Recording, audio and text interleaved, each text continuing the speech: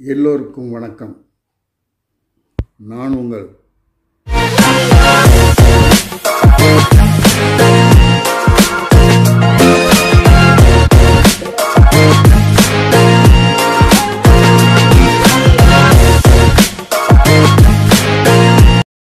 இந்த உலகத்தில் கெட்டு போகிறதுக்கு நிறைய விஷயங்கள் இருக்குது.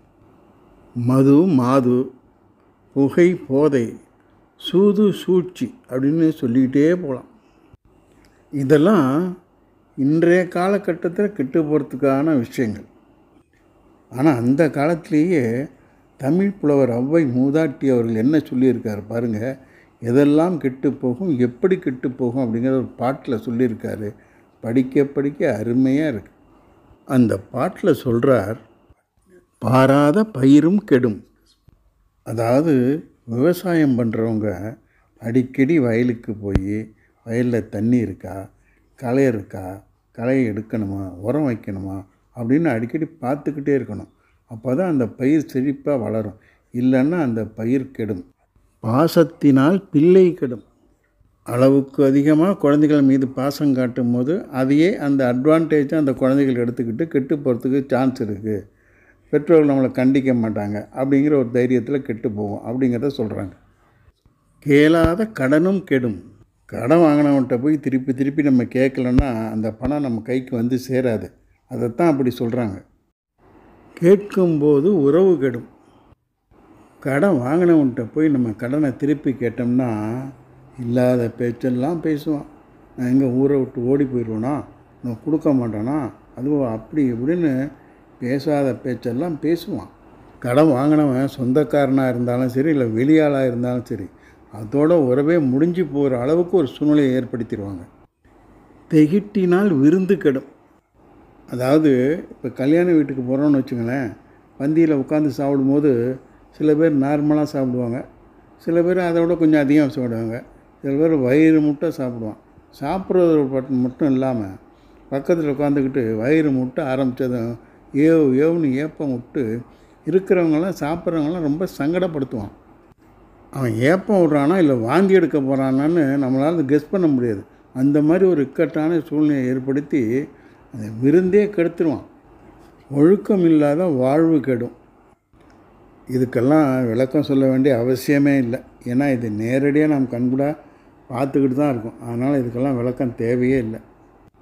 அடுத்ததாக சொல்கிறார், இல்லா வம்சம் கெடும். அதாவது குடும்பத்தில் மனைவின்னு ஒருத்தி இல்லைன்னா அந்த வம்சம் தழைக்கிறதுக்கு சந்தர்ப்பமே இல்லை. ஒருத்தன் கல்யாணமே பண்ணிக்காமல் பிரம்மச்சரியம் இருக்கான்னு வச்சுங்க, அதுக்கப்புறம் அடுத்த தலைமுறைக்கு அவன் பேரை சொல்ல யார் இருப்பா? ஒருத்தருமே இருக்க மாட்டான். ஆனால் திருமணம் ஆச்சுன்னாக்கா மனைவி மூலமாக குழந்தை பிறக்கும், வம்சம் தழைக்கும் அப்படிங்கிற சொல்கிறாங்க. அடுத்ததாக காடு அழிந்தால் மழையும் கெடும். இன்றைக்கி நாம் என்ன சொல்கிறோம்னா, காட்டை அழித்து வீட்டை கட்டுறாங்க, அதனால் சுற்றுச்சூழல் கெடுது, சுவாசிக்க காற்று கிடைக்க மாட்டேங்குது, மழை சரியாக பெய்ய மாட்டேங்குது அப்படின்னு இன்றைக்கி சமூக ஆர்வலெல்லாம் சொல்லிக்கிட்டு இருக்காங்க. அதெல்லாம் நம்ம பார்த்துக்கிட்டு தான் இருக்கோம். ஆனால் ஔவையார் வாழ்ந்த காலம் எப்போது? அப்போவே அவங்க சொல்லியிருக்காங்க, காடு அழிந்தால் மழையும் கெடும் அப்படின்னு. அப்போவே அதை உணர்ந்திருக்காங்க. இல்லை அப்போயே இப்போ காடு அழிக்கப்பட்டதாங்கிறதும் தெரியல நமக்கு. அடுத்ததாக குறி பிழர்ந்தால் வேட்டை கெடும்.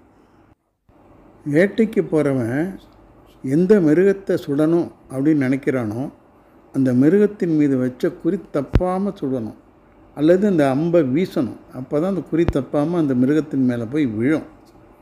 கவனம் முழுக்க அந்த இலக்கை நோக்கி இருக்கணும். அப்போ தான் அந்த வேட்டை வெற்றி பெறும். இல்லைன்னா அந்த வேட்டை வீணாகி போய்விடும். கடைசியாக தூண்டாத திரியும் கெடும். வீட்டில் விளக்கு ஏற்றும் போது நீங்கள் பார்த்துருக்கலாம். விளக்கு எடுத்து அதில் எண்ணெய் ஊற்றி திரியை நனைச்சி போட்டு அதுக்கப்புறம் தான் அந்த திரியை ஏற்றணும். இதுதான் முறை. அப்படியே அந்த விளக்கை விட்டுற முடியுமா அப்படின்னு கேட்டால் விட்டுற முடியாது. ஏன்னா கொஞ்ச நேரத்தில் எண்ணெய் வற்றிடும். அப்போ எண்ணெய் கொஞ்சம் சேர்க்கணும். அதே போல் திரி கருகி உள்ளடங்கிடும். அப்போ அந்த திரியை எடுத்து நல்லா மேலே தூக்கி விடணும். அப்போ தான் நின்று எரியும். இதைத்தான் அவர் என்ன சொல்கிறாங்க அப்படின்னா, தூண்டாத திரியும் கெடும். திரியை தூண்டி விடலைன்னா இந்த விளக்கு சரியாக எரியாது. அதைத்தான் ரொம்ப அருமையாக சொல்கிறாங்க. திரி கருகி போய் விளக்கு அணைஞ்சிடும் அப்படிங்கிறத சொல்கிறாங்க. இத்தோடு இது முடிஞ்சு போல. இது மாதிரி இன்னும் நிறைய சொல்லிக்கிட்டே போகிறாங்க. படிக்க படிக்க ஆனந்தமாக இருக்குது. நீங்களும் ஒரு தடவை படித்து பாருங்களேன். மீண்டும் இதுபோல் இன்னொரு பாடலோடு சந்திப்போம். அதுவரை வணக்கம்.